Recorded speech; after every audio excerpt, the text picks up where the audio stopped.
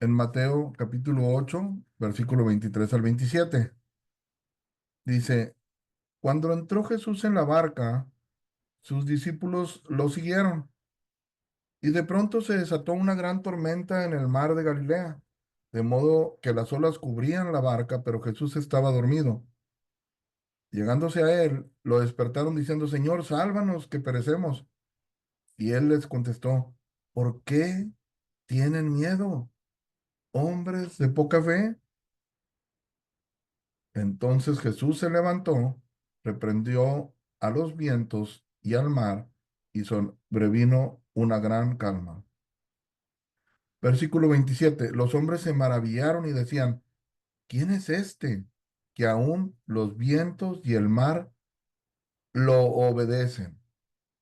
Esa es la pregunta que surgió en los discípulos. Estaban sorprendidos de Jesús. ¿Quién es este que aún los vientos y el mar lo obedecen?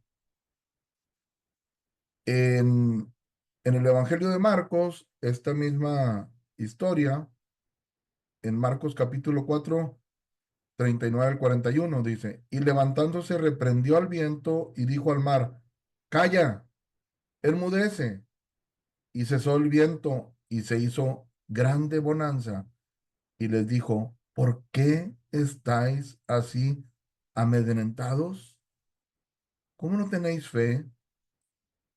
Entonces temieron con gran temor y se decían el uno al otro, ¿quién es este que aún el viento y el mar le obedecen?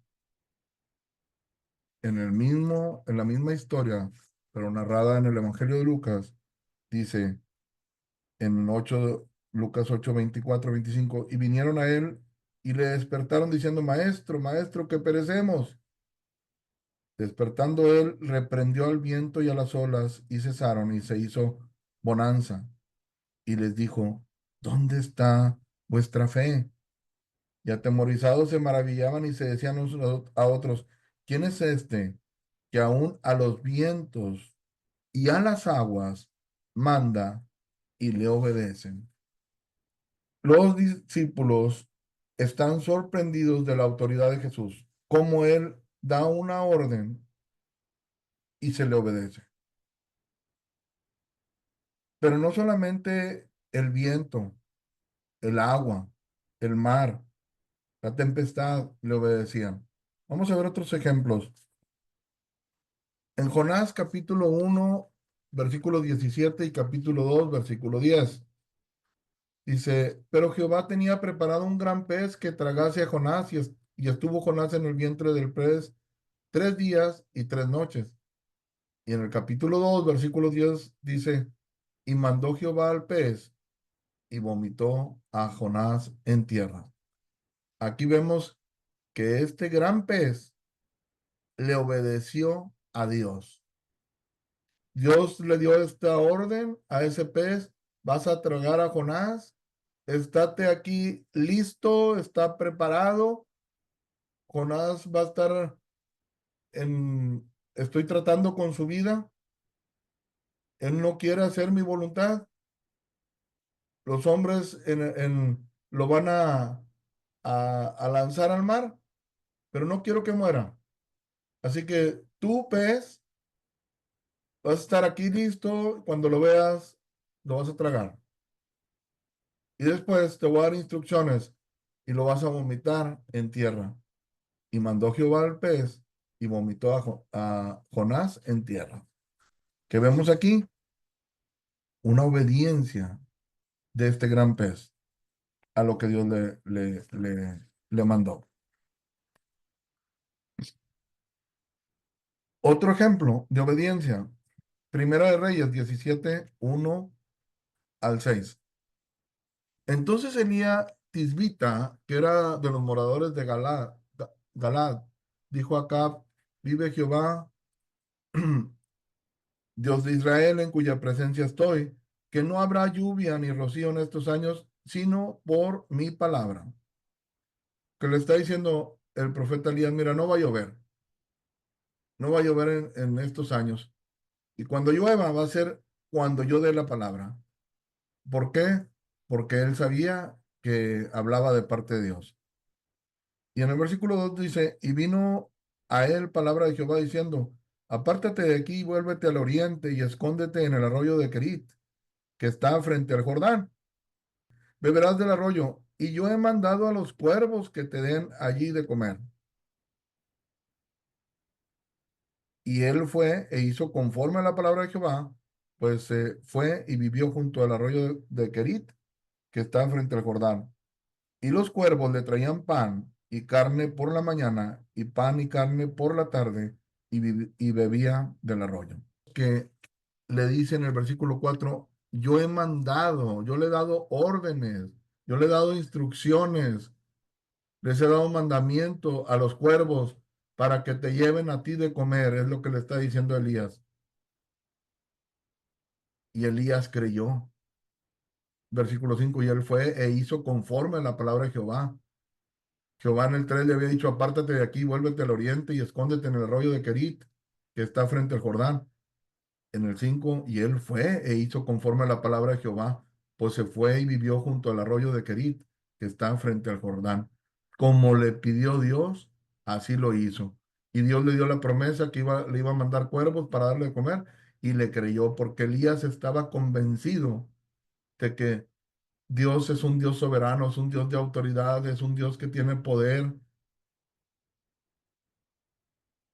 Dice en el versículo 6, y los cuervos le traían pan y carne por la mañana y pan y carne por la tarde, y bebía del arroyo. Vemos a los cuervos obedeciendo una instrucción de parte de Dios.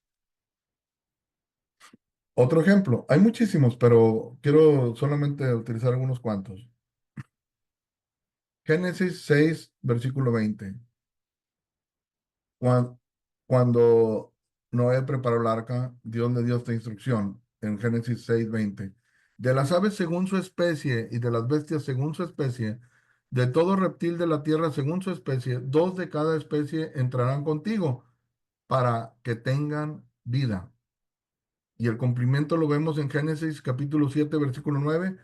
De dos en dos entraron con Noé en el arca, macho y hembra, como mandó Dios a Noé. Noé por sí solo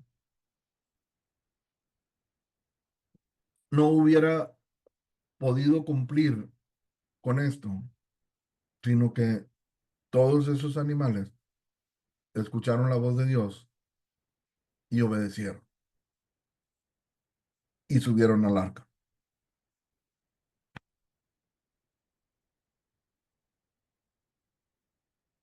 Ahora, en Efesios capítulo 2, versículo 10, dice, porque somos hechura suya, creados en Cristo Jesús para buenas obras, las cuales Dios preparó de antemano para que anduviésemos en ellas. Somos hechura suya. Somos creados por Dios. Él nos formó.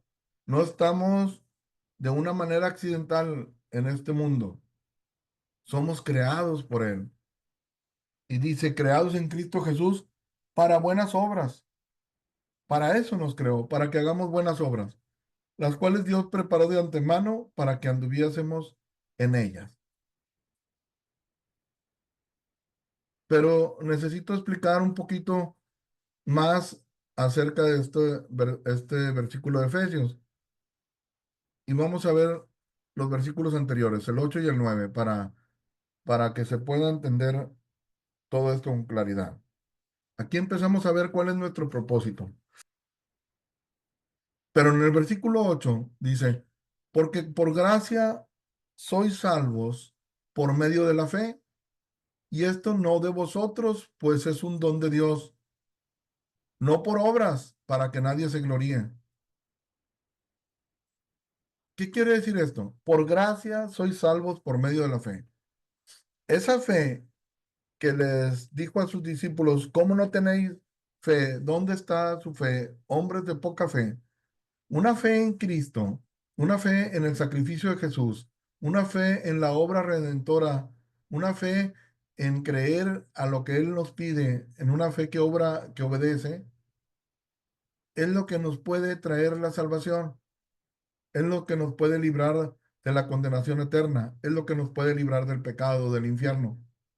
Dice, y por esa gracia, por ese regalo inmerecido, somos salvos.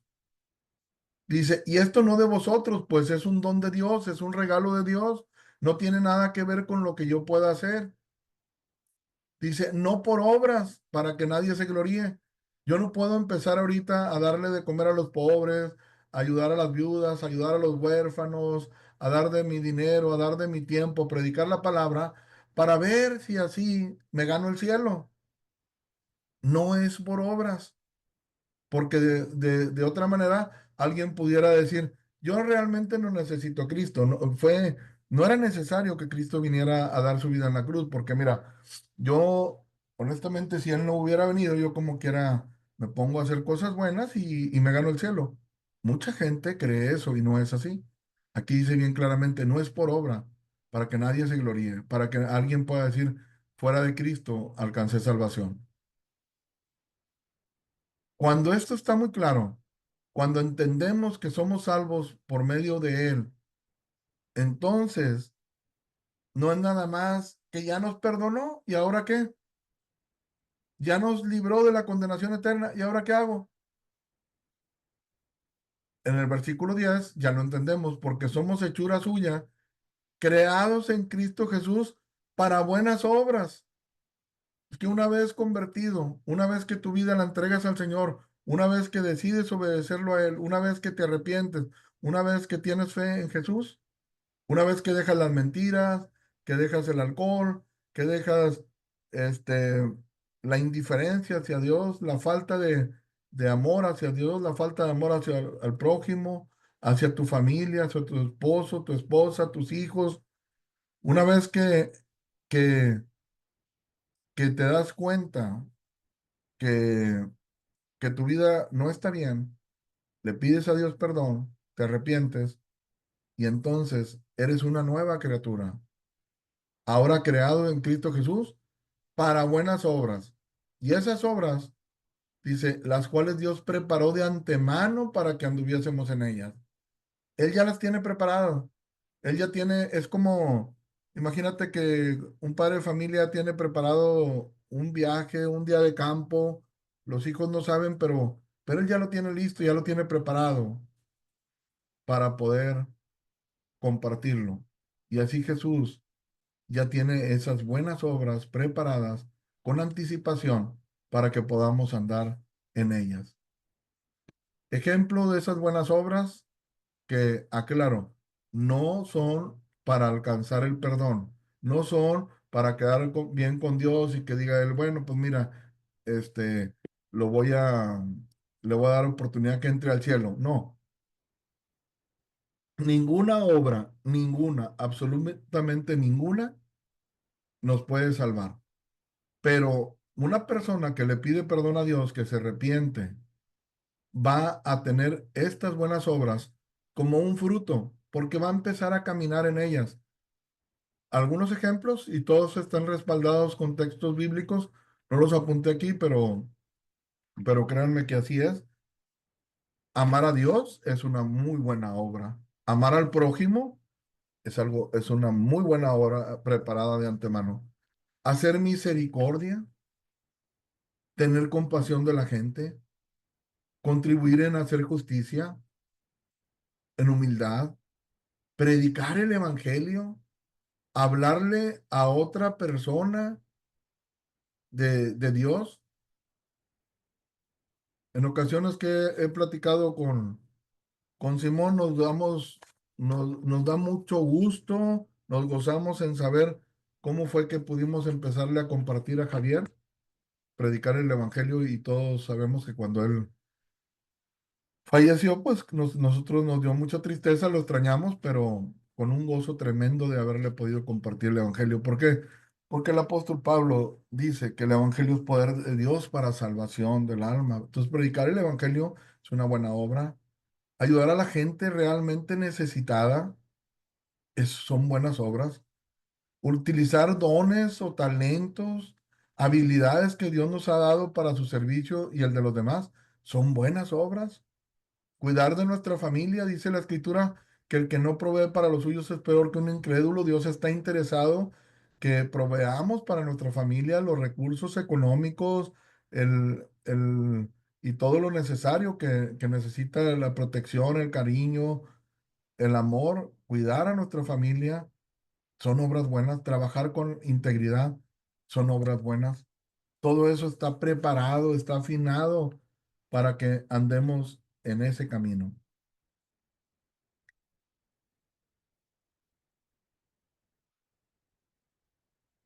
Colosenses capítulo 1 versículo 15 al 17, hablando de Jesús, dice, Él es la imagen del Dios invisible, el primogénito de toda creación, porque en Él fueron creadas todas las cosas, las que hay en el cielo y las que hay en la tierra, visibles e invisibles, sean tronos, sean dominios, sean principados, sean potestades. Todo fue creado por medio de Él y para Él. Y aquí es donde nosotros encontramos un propósito. Nosotros fuimos creados por Él, pero para Él. Ese es el propósito original. Y Él es antes de todas las cosas y todas las cosas en Él subsisten.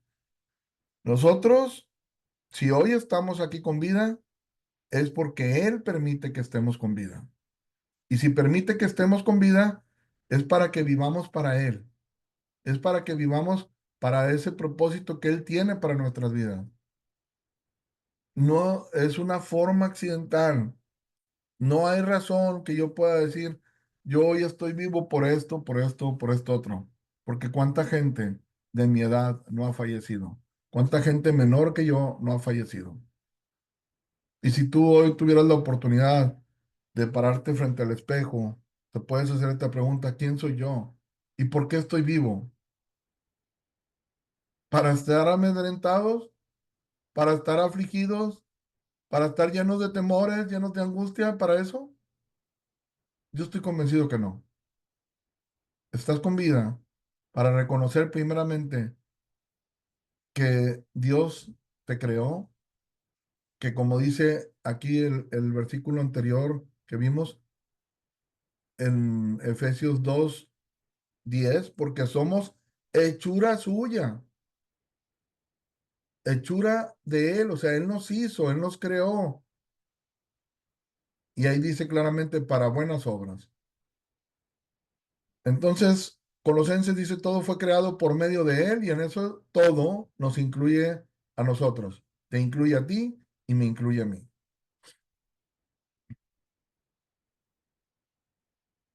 En Primera de Pedro, capítulo 2 versículo 9 al 12 dice, mas vosotros sois linaje escogido, real sacerdocio, nación santa, pueblo adquirido por Dios. Él pagó el precio. Él nos hizo y nosotros nos desviamos. Pero dice, pueblo adquirido por Dios. ¿Para qué? Ahí mismo nos dice, para que anunciéis las virtudes de aquel que os llamó de las tinieblas a su luz admirable. Una persona que dice, yo ya me arrepentí, yo ya creí en Jesús, pero estoy aburrido, pero no sé qué hacer, créeme que es un síntoma de que algo no está bien. Porque una vez que somos escogidos por Dios, que somos parte de su pueblo, que reconocemos que nos adquirió a través de un precio muy tremendo que fue el sacrificio de Cristo Jesús en la cruz, es para que anunciemos las virtudes, hablemos todo referente acerca de Jesús, sus bondades, aquel que nos llamó de las tinieblas a la luz, de cuando andábamos todos confundidos, sufriendo, sin esperanza, afligidos en, en pecado, en mentiras, en borracheras, en drogas, en adulterios, en fornicaciones. Cuando eres rescatado, no es para que lo guardes nada más en tu corazón, sino es para que anuncies las virtudes de Jesús, de aquel que nos llamó de las tinieblas a su luz admirable. O sea, hay chamba que hacer, hay trabajo por delante. Versículo 10, vosotros que en otro tiempo no erais pueblo, estabas apartado, pero que ahora sois pueblo de Dios por su gracia, por su misericordia, que en otro tiempo no habías alcanzado misericordia, pero ahora habéis alcanzado misericordia. Dice, versículo 11, amados, yo os ruego como a extranjeros y peregrinos que os abstengáis de los deseos carnales que batallan contra el alma. Sí, Dios te salvó. Dios te salvó y te rescató de tu vana manera de vivir. Escuchó tu oración cuando le pediste perdón, pero ahora tú tienes que poner de tu parte, yo tengo que poner de mi parte. Aquí el apóstol Pablo dice, te ruego que te abstengas de los deseos carnales que batallan contra el alma. Estabas muy habituado a hacer el mal, estabas muy habituado a decir mentiras, estabas muy habituado a ganar dinero a través de deshonestidad, a través de fraude, estabas muy habituado a no ser agradecido con lo que Dios te dio, sino que buscabas más en lo económico, en la familia, en la compañera o en el compañero de tu juventud, en la fidelidad a tu esposa, a tu esposo, la fidelidad a tus hijos. Y estabas en la vida de pecado. Y el pecado ciertamente dice que trae un deleite temporal, pero es engañoso. Y Pablo dice, como sé que estaban muy habituados a eso, ahora les ruego que se abstengan de los deseos carnales. Absténganse porque esos deseos no desaparecen automáticamente. Pero una cosa es que desees algo, que te venga una tentación, y otra cosa es que lo hagas. Todo mundo tarde que temprano nos abstenemos de cosas. Sabemos qué significa abstenernos, y eso es lo que está pidiendo el apóstol Pablo.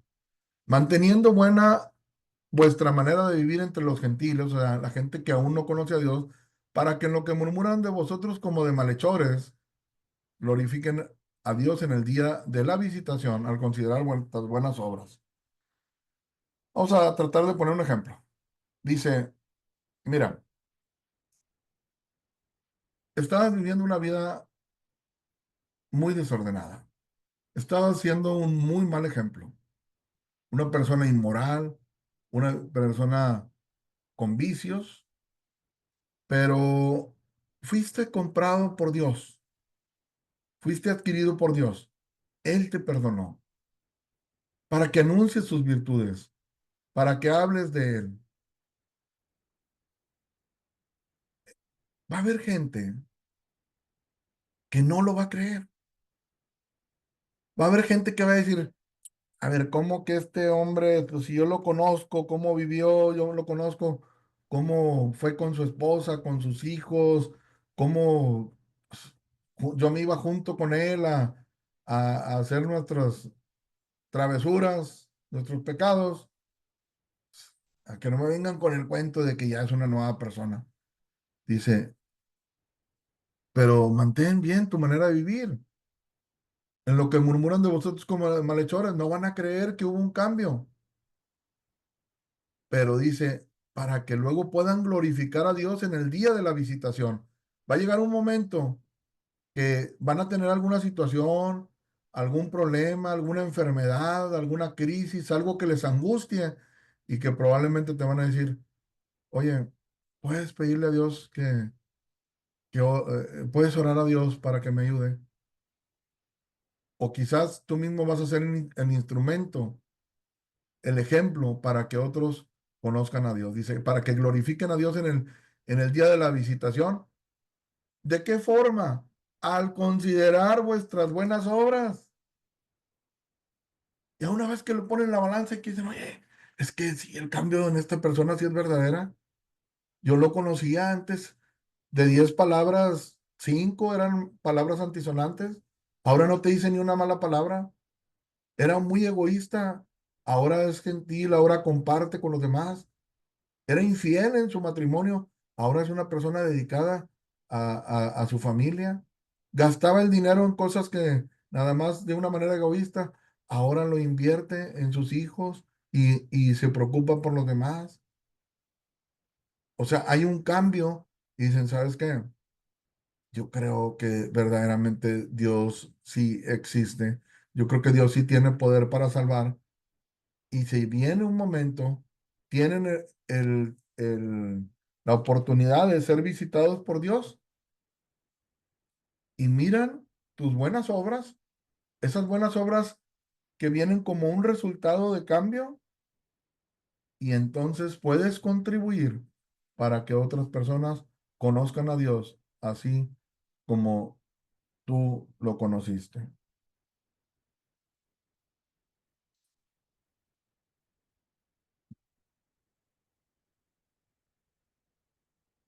En Hechos capítulo 17 versículo 30 y 31 dice, pero Dios habiendo pasado por alto los tiempos de esta ignorancia, ahora manda a todos los hombres en todo lugar que se arrepientan, por cuanto ha establecido un día en el cual juzgará al mundo con justicia por aquel varón a quien designó, dando fe a todos con haberle levantado de los muertos. Versículo 30. Pero Dios, habiendo pasado por alto los tiempos de esta ignorancia, ahora manda, ordena, exige a todos los hombres en todo lugar que se arrepientan.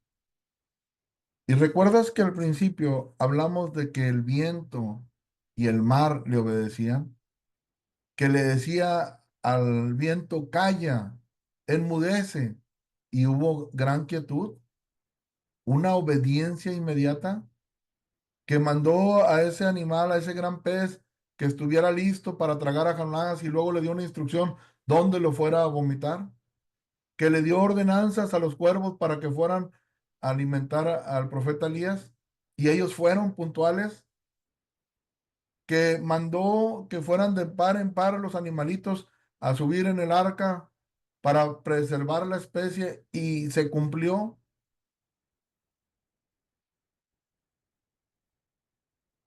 Y qué curioso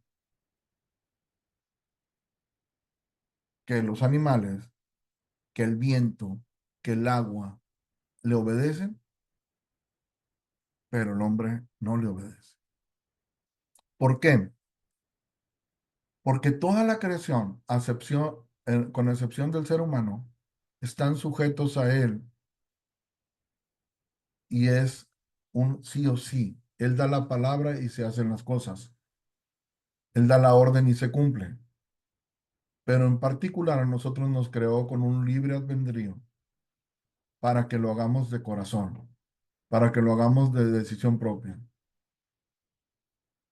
Y nos da un mandamiento. El mismo Dios que le dijo, estate quieto al mar, es el mismo Dios que nos pide, que nos manda, que nos exige. No es una sugerencia, es un mandato.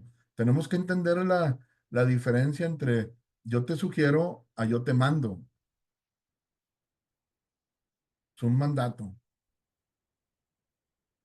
Dice, por cuanto ha establecido un día en el cual juzgará al mundo con justicia. Este tiempo de gracia, este tiempo de oportunidad, es mientras estamos vivos, si es que no viene antes el Señor.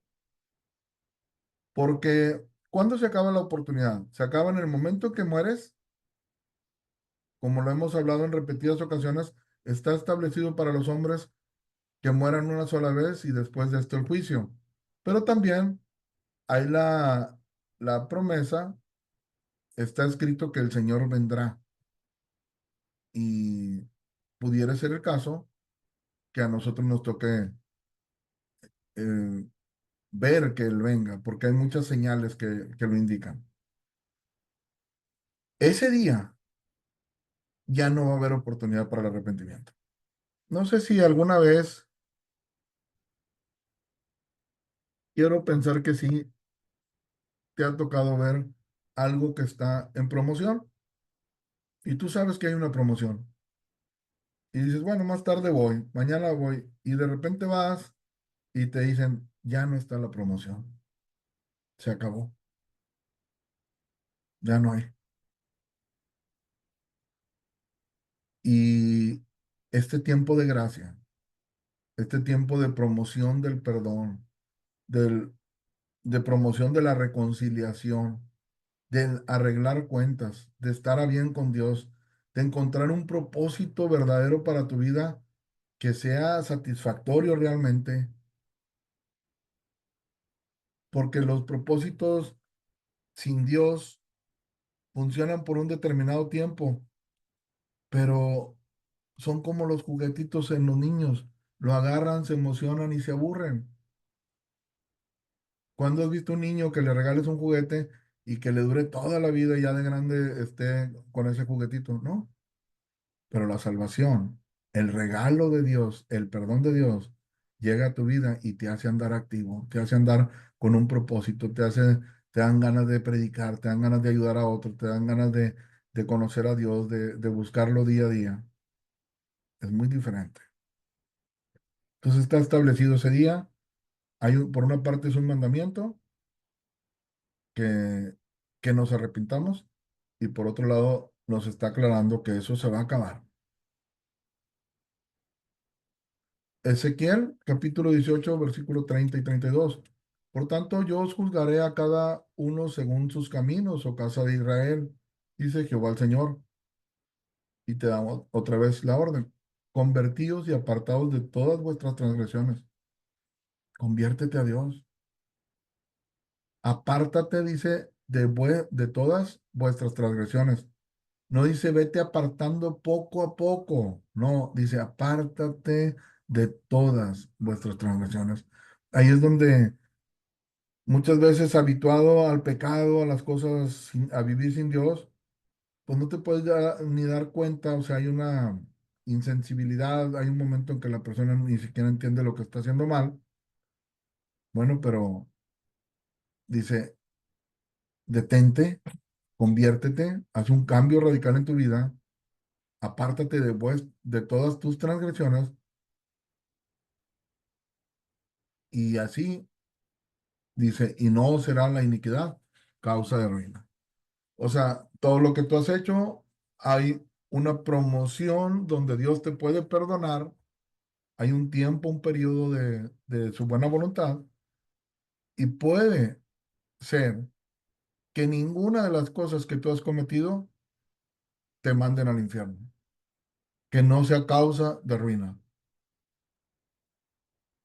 Versículo 31, echad de vosotros todas vuestras transgresiones con que habéis pecado y haceos un corazón nuevo y un espíritu nuevo. Un corazón nuevo es un corazón que se arrepiente, que cambia sus pensamientos, que cambia sus intenciones. Un espíritu nuevo, ahora está el Espíritu Santo, el Espíritu de Dios morando.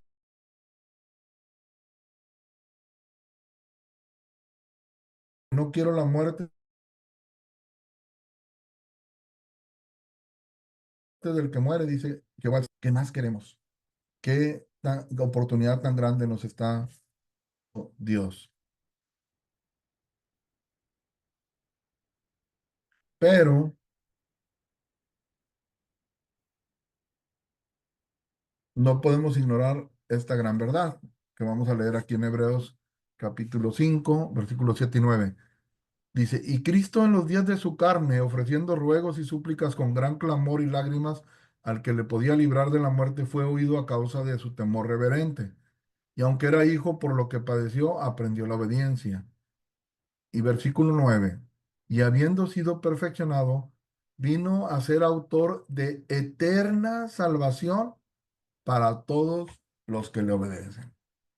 Jesús es el autor de una salvación muy grande, de una salvación eterna que te puede ayudar para que estés eternamente con Él, con Dios, pero veamos para quién es, para todos los que le obedecen. ¿Por qué?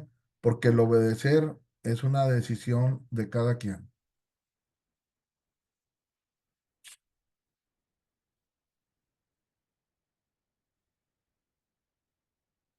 Escribí esto: los vientos, el agua, los animales le obedecen.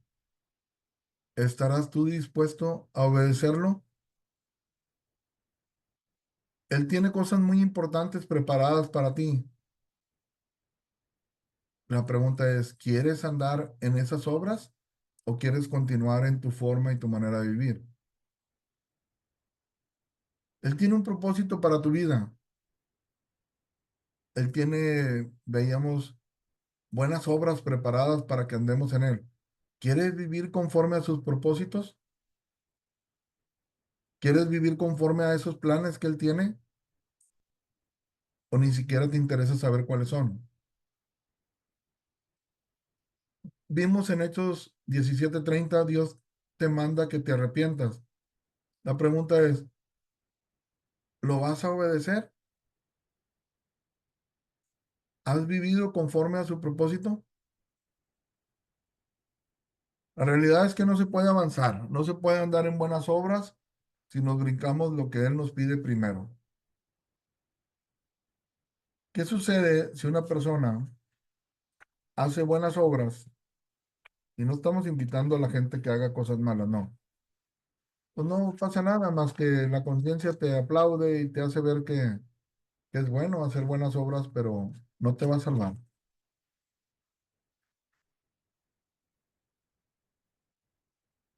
Hacer su voluntad es el gran antídoto para la ansiedad, para la angustia, para la depresión, para la desesperanza.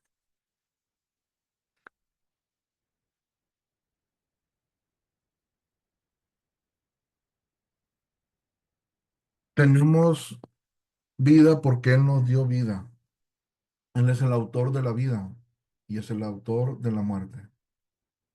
Él sabe hasta qué día vamos a vivir, a qué hora, a qué minuto, segundo tenemos de vida. Y nos tiene con un firme propósito. Él está deseoso de que compartamos con Él ese plan, ese itinerario, ese tour que ya tiene de buenas obras. Que vieras qué emocionante es vivir para Él. Vieras qué satisfactorio es hacer su voluntad. Es algo hermoso. Pero para que esto se pueda cumplir, necesitamos primeramente entregar nuestra vida al Señor.